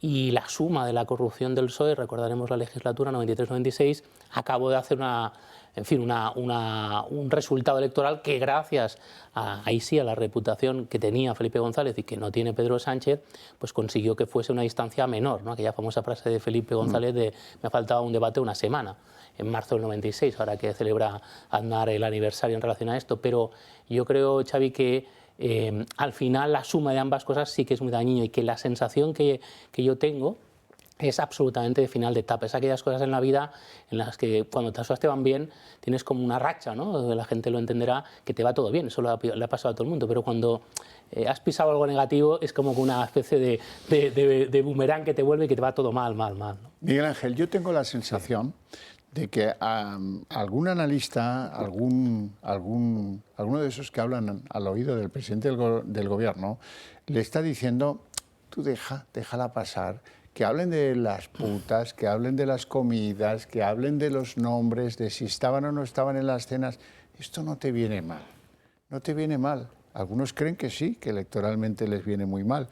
Yo creo que les va mucho peor que se hable de los contratos de esta trama en Aragón, en Valencia, en Canarias, por supuesto, con los ministerios de Interior, de Defensa, de Sanidad, o a través de esa fundación 100% pública que preside Nadia Calviño y que tiene 4 contratos que explicarnos a los españoles por 2.300.000 euros que rampiñaron los señores de las redes de Tito Berni el Canario. Fíjate, yo creo que el problema que existe con esto, y coincido con lo que comentábamos, que no va a tener fin.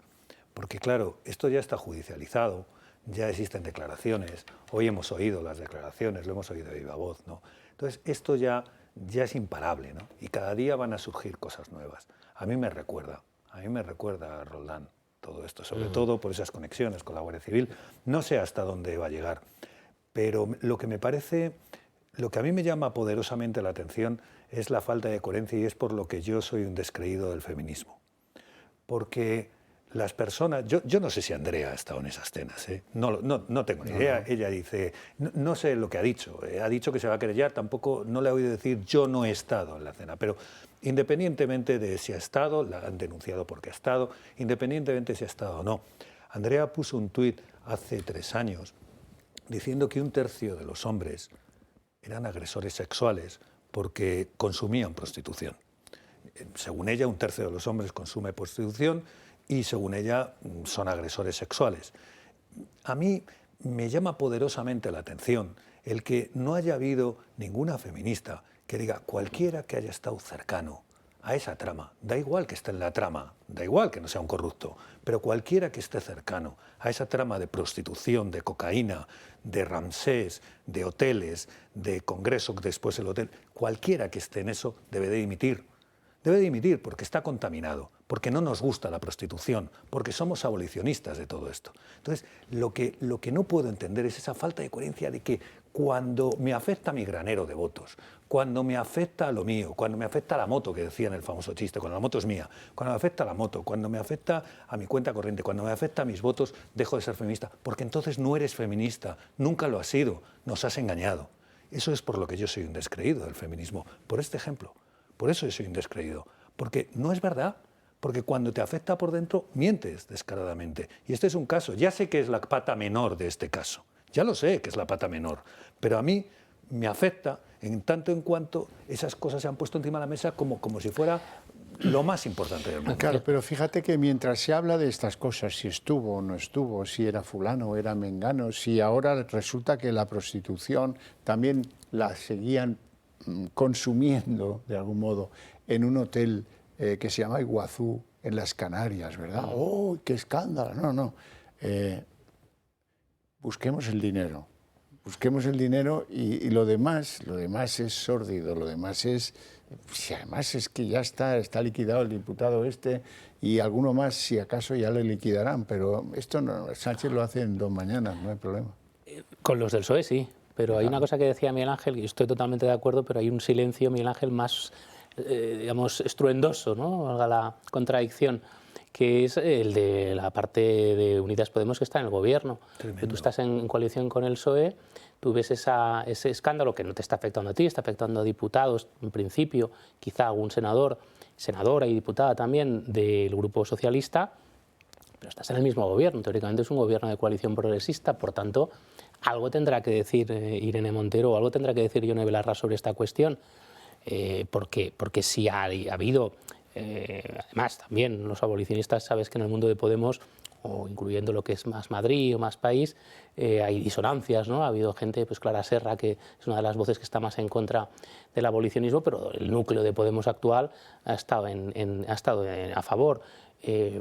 No hay ni una declaración, ni una palabra, nada absolutamente sobre eso. Irene Montero, recordemos que hace solo 2 meses dijo en el Congreso, antes de Navidad, en el pleno famoso de la semana de Navidad de la ley de cambio de la sedición, el Código Penal y de la malversación, que el Partido Popular era un partido, el Grupo Popular, que lo que hacía era defender una cultura de la violación en España, ¿no? O sea, que es que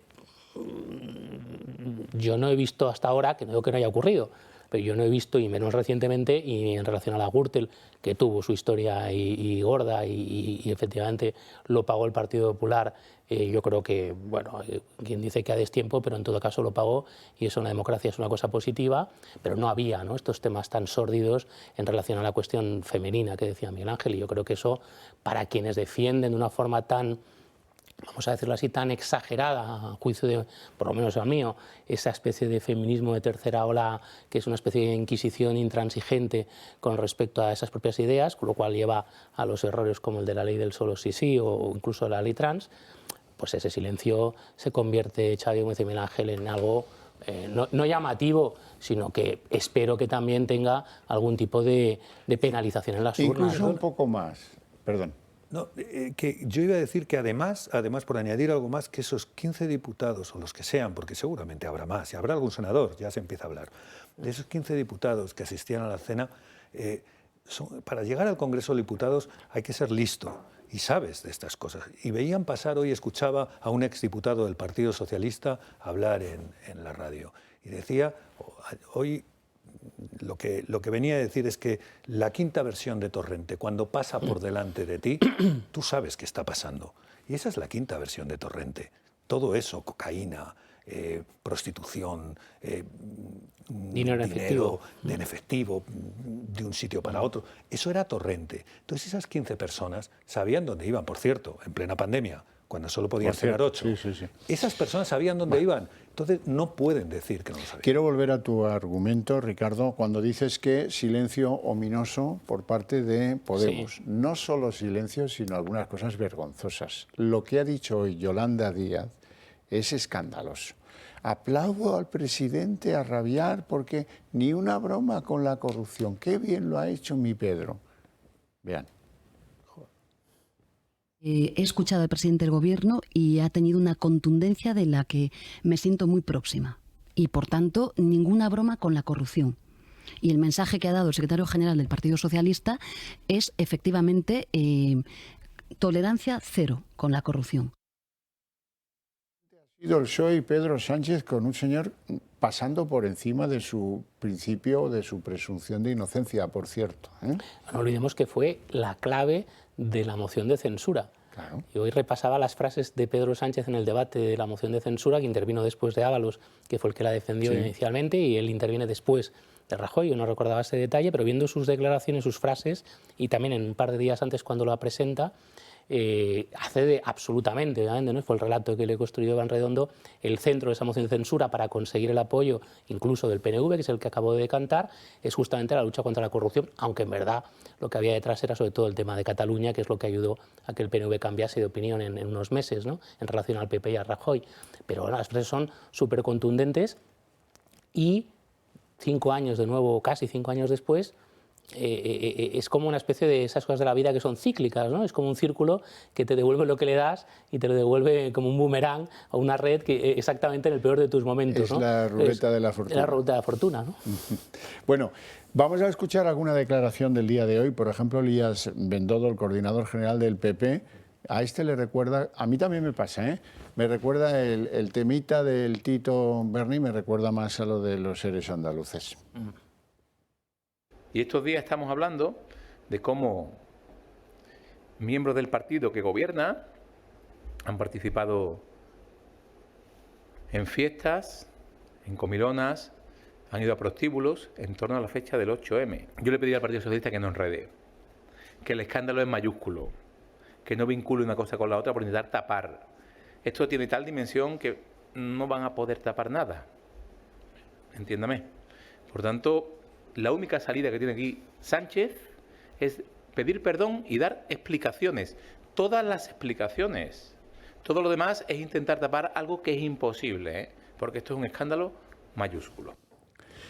Bueno, y tengo que confesar que cuando he oído por primera vez esto de Félix Bolaños, he tenido que recapitular y he encontrado a lo que se refiere, y lo que se refiere es antiguo, pero interesante también. Vamos a escuchar en primer lugar al ministro de Presidencia. Este compadreo entre el Partido Popular y algunos magistrados pone de manifiesto una razón por la cual el Partido Popular no quiere renovar el Consejo General del Poder Judicial, porque es este órgano el que tendría que tomar cartas en el asunto y el que tendría que esclarecer lo que pasó. Lamento mucho desde el Gobierno que el Partido Popular esté arrasando el prestigio de la justicia, arrasándolo, porque está claro que este compadreo es una razón más por la cual quieren mantener bloqueado el Consejo General del Poder Judicial y seguir aferrados a una mayoría conservadora que desde luego ya el país superó hace años. No está hablando de la juez de Tenerife que lleva el caso en cuestión, el caso de Tito Berni, está hablando de algo que los socialistas es de manual, han apretado el botón, tenían en la chistera previsto cuestionar el Ministerio del Interior de Jorge Fernández Díaz. Primero lo hicieron porque al parecer hay unos mensajes cruzados entre el número 2 del Ministerio y el jefe de la policía, Eugenio Pino, en los que se dicen cosas como ¿quieres que compremos la cuenta corriente de Rejón? ¿Qué hacemos? Luego la filtramos a los medios afines, ¿no? Claro, claro.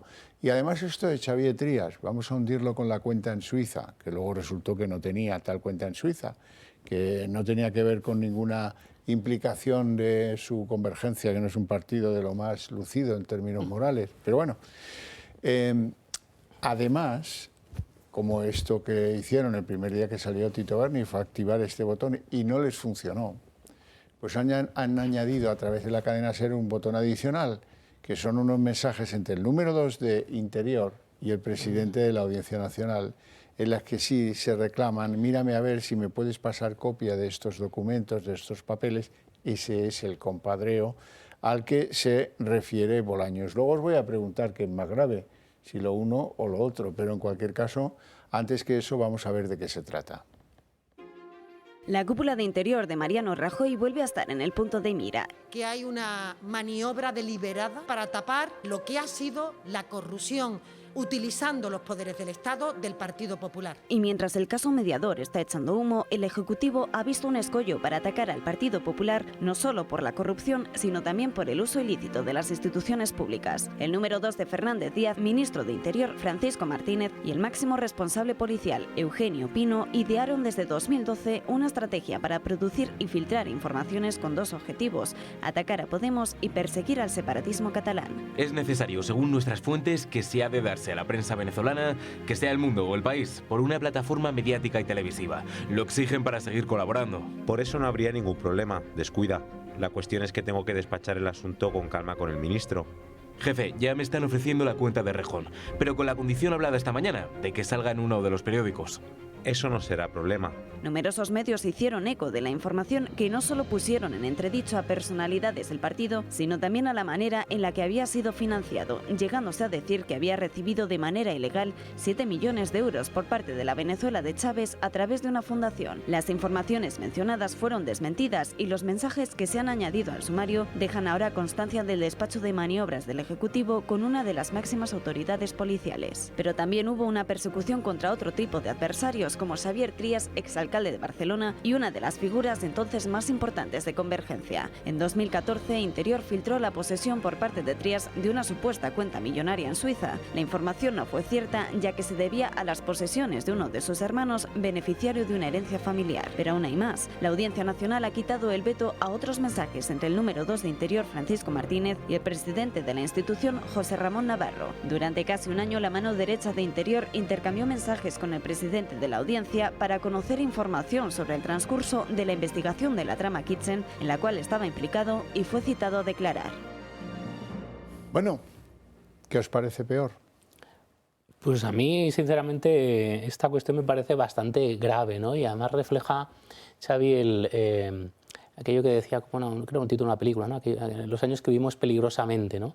Si echamos la vista atrás del 14 al 18, la verdad es que lo que pasó en España, tanto con el auge de Podemos, luego Ciudadanos, empieza Vox ya en el 19, pero sobre todo también desde el punto de vista de la situación en Cataluña, el 1 de octubre, pues explica bastante, ¿no? Porque también tendríamos que poner el foco en qué estaba haciendo la Generalitat y qué pasaba en Cataluña. Pero a mí me parece bastante grave y me parece que refleja cómo el Partido Popular en aquella época y el Partido Popular de aquella época contribuyó, yo creo, a su propio fin, filtrando, generando problemas incluso dentro de su propio partido, el caso Bankia, que no le llevó más que a deteriorar su propia reputación como gobierno, ¿no? Miguel Ángel. Estoy de acuerdo, con un matiz, que es lo que has añadido al final. Cuando llegó Pedro Sánchez a la Secretaría General del PSOE y luego a la presidencia de España, no le afectaron los ERES.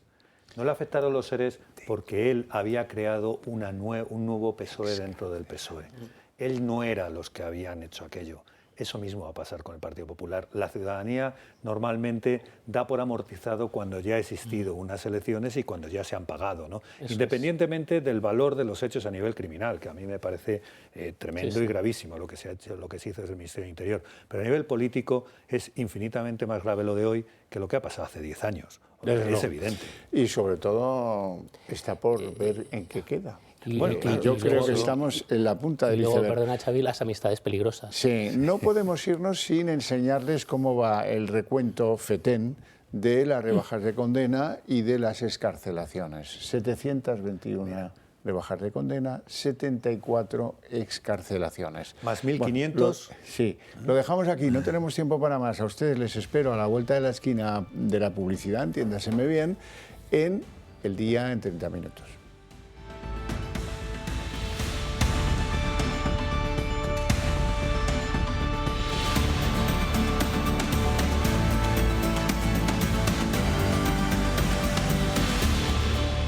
El Día en 30 minutos. Continúa el espectáculo de obscenidades. Hoy hemos conocido que los tres principales actores, miembros de la trama de corrupción, el Tito Berni, su sobrino, que era alto cargo de la administración canaria, y el denunciante de todo esto, el llamado mediador, también contrataban servicios sexuales en Canarias, en un hotel de Canarias. Eso es uno de los elementos del día en este caso. Que viene a ratificar la hipocresía del PSOE sobre el asunto de la prostitución. Eso ya es un hecho que empeoraría si, según como dice el mediador Antonio Navarro, a las cenas de Tito Berni en Madrid asistía también la secretaria de Igualdad socialista. Eso ya sería de traca. Mientras seguimos a vueltas con las identidades de los diputados y tal vez senadores, empiezan a hablar de ello, que asistían a las comilonas y catering y servicios de catering posteriores de la trama de Tito Berni. Y la cuestión es que eso nos distrae de saber qué pasa con las cuentas del general de la Guardia Civil que está en prisión en Bélgica, donde al parecer llegaban no solamente las partes de las coimas que les correspondían al general, sino buena parte de las que recogía la trama corrupta. Marina Álvarez. El mediador va cantando del rechazo inicial a dar más detalles sobre esas polémicas cenas organizadas por el Tito Berni. Tacoronte ha pasado a identificar con nombres y apellidos a 8 de los 15 diputados socialistas que participaron en ellas. Este que van a ver aquí es el listado publicado hoy por OK Diario, confirmado durante una entrevista por el propio mediador. Él asegura que no tiene constancia de que ninguno de ellos participase en las fiestas posteriores, a excepción de Gutiérrez Salinas, diputado por Almería, que pedía atención prostitutas y consumía cocaína. Entre los nombres revelados destaca también el de Andrea Fernández, con cargo fuera del Congreso como secretaria de Igualdad del PSOE. Se da la circunstancia además de que Fernández ha sido uno de los grandes azotes de su partido contra la prostitución. Ella ha llegado a asegurar que pagar por sexo equivaldría a violar a una mujer. Bueno, hasta 4 de los diputados salpicados han adelantado que van a tomar acciones legales tras su señalamiento en varias publicaciones. Gutiérrez Salinas ha sido el primero en anunciarlo, asegurando su inocencia y la falsedad de las informaciones publicadas. También Andrea Fernández ha asegurado que va a recurrir, que va a denunciar este señalamiento. Javier Alonso Cendón y Olivia Delgado son otros de los 2 diputados que también van a tomar acciones legales. Los avances sobre la trama corrupta hoy los proporcionan las propias declaraciones de los principales actores de la trama. El mediador Antonio Navarro Tacoronte señala al diputado socialista por Almería, Indalecio Gutiérrez Salinas, como el gallo del corral. El gallo del corral se supone de la tropa de Tito Berni que trataba o bien operaba, ya lo veremos, en la península. También es muy ilustrativa la inocencia y cómo la traslada a su señoría Tito Berni cuando declara por primera vez en el juzgado que lleva su caso. El caso mediador sigue revolviendo al gobierno el exdiputado socialista Juan Bernardo Fuentes Curbelo, que reconoce que una de sus empresas se benefició de subvenciones de los fondos europeos, niega ahora las mordidas y sobornos a los empresarios. ¿No ha utilizado usted su condición de director general de ganadería y luego de diputado para favorecer el ámbito de sus empresas? No. Usted, que no pide absolutamente nada, según lo ha venido manifestando, el 11 de marzo de 2021, también habla usted de nuevo con Navarro Tacoronte y es usted quien solicita que consiga un nuevo ingreso de 7.500 euros. ¿A qué obedece esta solicitud? Eso no lo recuerdo. Y justifica ante el juez que eran habituales las visitas de los empresarios al Congreso, unas que según el auto terminaban posteriormente en fiestas con prostitutas y cenas en plena pandemia como la de Ramsés. El sumario del conocido como caso del Tito Berni incorpora las facturas de las comidas y fiestas de la trama que pagó precisamente el diputado del PSOE. Copas, mariscadas, carnes de primera e incluso el pago de una noche en el Club Sombras, un conocido burdel de Madrid que pagó el socialista el mismo día que su grupo en el Congreso condenaba la prostitución. El mediador de la trama, Navarro Tacoronte, señala ahora un nuevo implicado. Indalecio Salinas, que es diputado por Almería. Sí, era uno de los gallos del corral.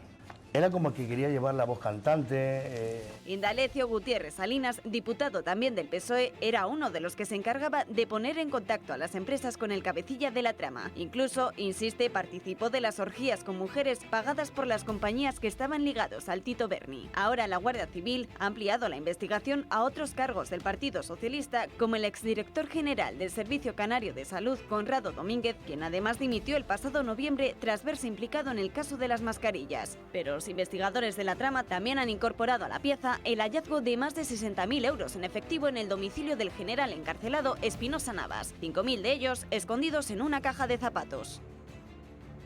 La Fiscalía Anticorrupción se niega a registrar el despacho del Tito Berni en el Congreso de los Diputados. Sí avala que se requise su ordenador, su móvil y otros dispositivos, pero rechaza un registro completo de su despacho, como ha solicitado la policía. Anticorrupción, por cierto, también estuvo detrás de la puesta en libertad provisional del exdiputado socialista en contra del criterio de la jueza. Si la magistrada decide ahora atender a la petición de la policía, sería la primera vez que los agentes entran en un despacho de la Cámara Baja. Isabel Díaz Ayuso le ha pedido hoy al presidente del Gobierno que dé explicaciones ya por este asunto. La presidenta madrileña ha criticado que el Tito Berni criticase las medidas tomadas por Sol durante la pandemia y después él mismo se saltase todas esas restricciones.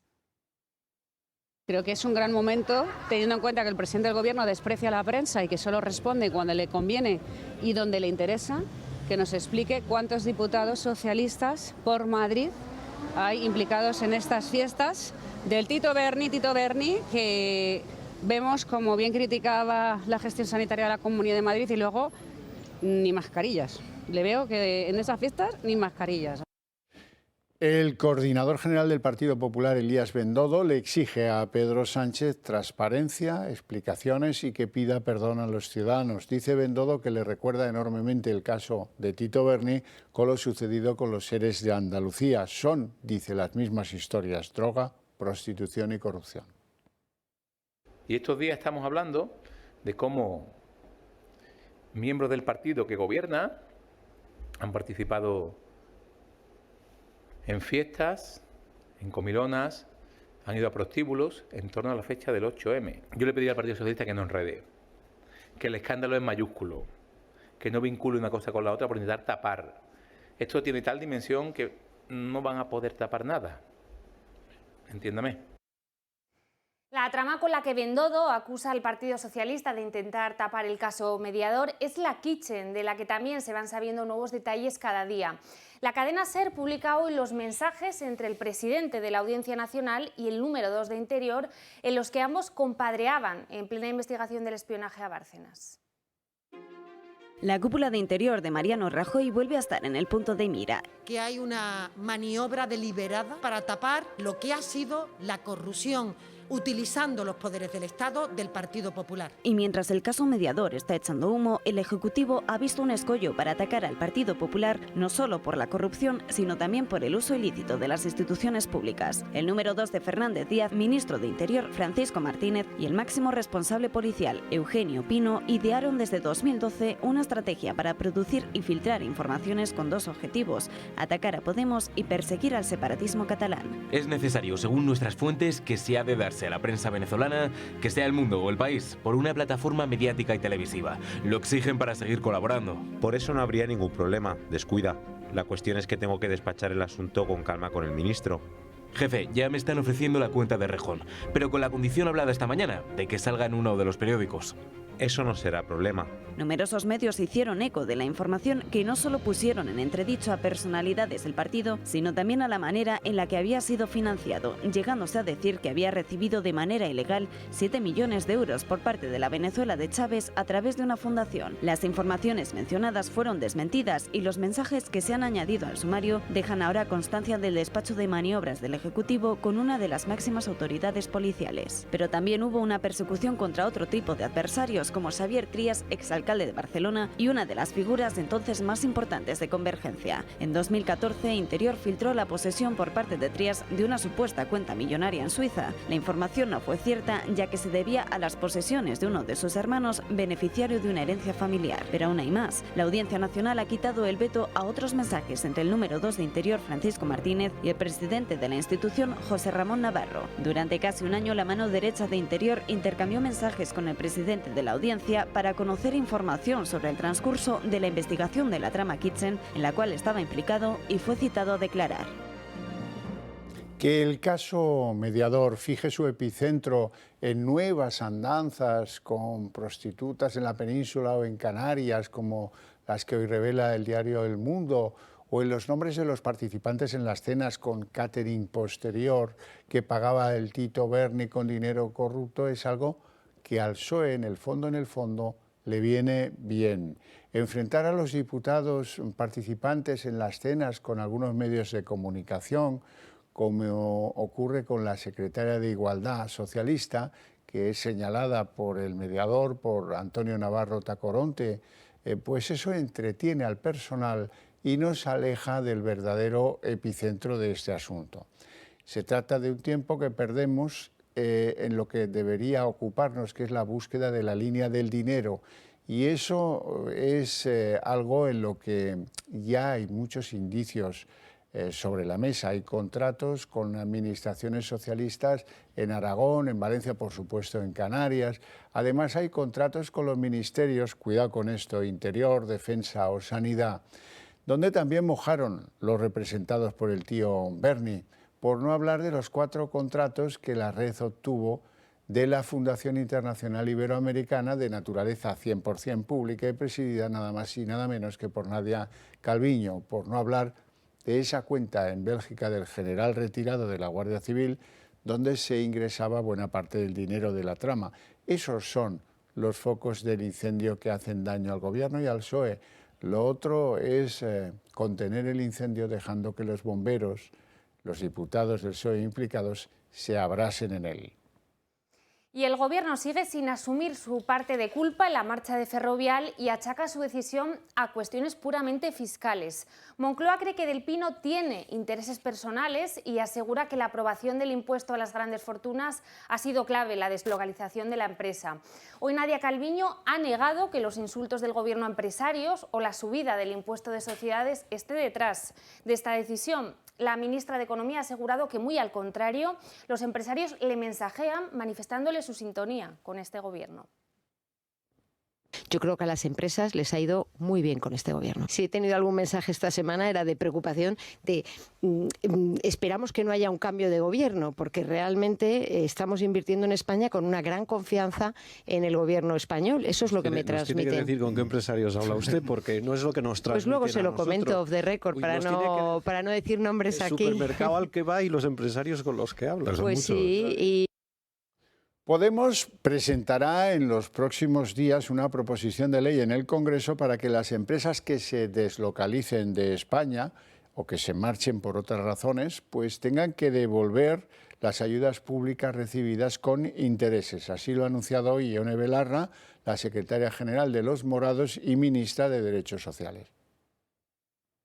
Yo creo que no hay nada más antipatriota que aprovecharte de las ayudas públicas. Por eso nosotras vamos a presentar una iniciativa en el Congreso de los Diputados para evitar la deslocalización de empresas que hayan recibido ayudas públicas y que en su caso, si finalmente se van, tengan que devolver cada uno de esos euros que han puesto los españoles y las españolas. El paro ha crecido en febrero en 2.618 personas tras firmarse un 24% menos de contratos. La estadística, que tampoco desglosa este mes los contratos fijos discontinuos, recoge un crecimiento de casi 89.000 afiliados más a la Seguridad Social. El número de desempleados sube en 2.618 personas en febrero, hasta los 2.911.015 parados. El Ministerio de Trabajo señala que el aumento está por debajo de la media de este mes y que refleja una tendencia de estabilidad en el mercado laboral. Suman el paro masculino y el femenino y también el segmento de los menores de 25 años. Por sectores, el paro bajó en servicios, industria y construcción, aumentó en agricultura y sobre todo en el colectivo sin empleo anterior. Por zonas, el paro subió en 8 comunidades, en mayor medida en Madrid, Canarias, Murcia y Andalucía. Bajó en 9 comunidades, más en la Comunidad Valenciana, Castilla y León y Castilla-La Mancha. En afiliación, la Seguridad Social sumó 88.918 cotizantes en el sistema en el mes de febrero.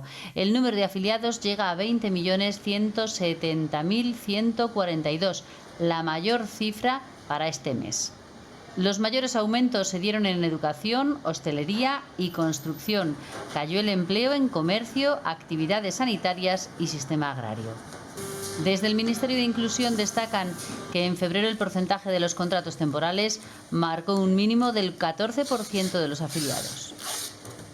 El aumento de los costes de producción lleva meses ahogando al campo español. Hoy 500 tractores han recorrido las calles de Logroño para denunciar la inacción del Gobierno ante un negocio que asegura les da pérdidas. Los agricultores y ganaderos denuncian que llevan meses viendo cómo sube la gasolina, el abono o los jornales. Reconocen que no quieren ayudas, sino recuperar la rentabilidad de su sector. La manifestación, por cierto, ha sido convocada por Araja Saja, pero no ha contado con la participación de Unión de Agricultores ni de la UPA. Y el Consejo General del Poder Judicial cifra en 721 las rebajas de condena y 74 las excarcelaciones por la ley del solo sí es sí. En Moncloa son muy conscientes del daño que está haciendo este asunto y que prevé además continuar los próximos meses. Por ello, la Fiscalía ha recurrido cientos de estas rebajas.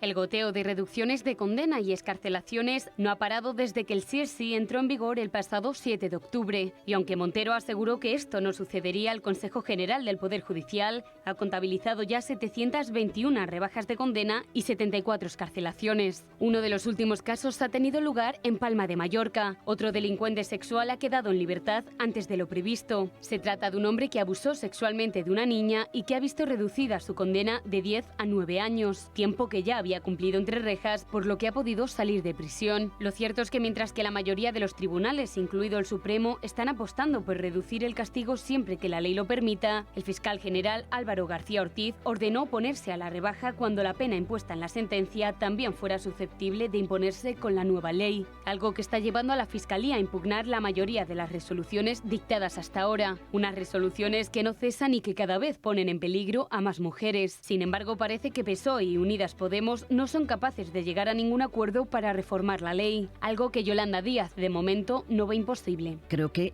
es posible llegar al acuerdo. Y como lo creo, sinceramente, esto es lo que me gustaría. ¿Pero llegarán finalmente PSOE y Unidas Podemos a un acuerdo o será el sí es sí la mayor brecha del gobierno de coalición? Normalidad general en los registros civiles el primer día para que, al amparo de la ley trans, los ciudadanos que lo deseen puedan cambiar de sexo. El registro civil de Madrid ha sido una estudiante canaria, Lucía, de 20 años, la primera en poderse cambiar de sexo legalmente. Cualquier español, ya sabe, mayor de 16 años puede solicitar un cambio registral de sexo sin ningún tipo de requisito ni examen psicológico previo.